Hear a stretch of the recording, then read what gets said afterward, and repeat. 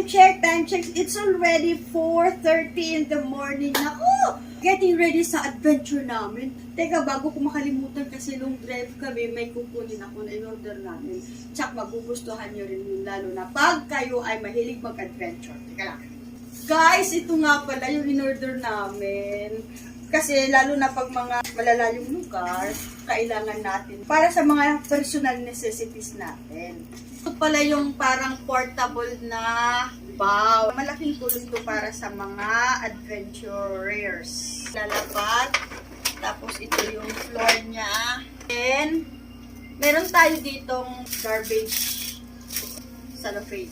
Ilalagay lang natin dito sa loob. So, sa personal na pangangailangan natin, pag malayo yung biyahe natin, kailangan natin nito.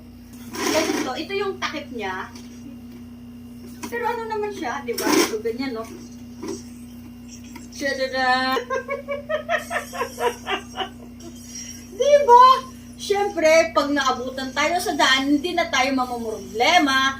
Walang gas station na pwede natin mapaggamitan ng toilet. Walang mga hotels, di ba? Tapos, meron yan mga powder. Yung powder na ilalagay dito, nagiging solid.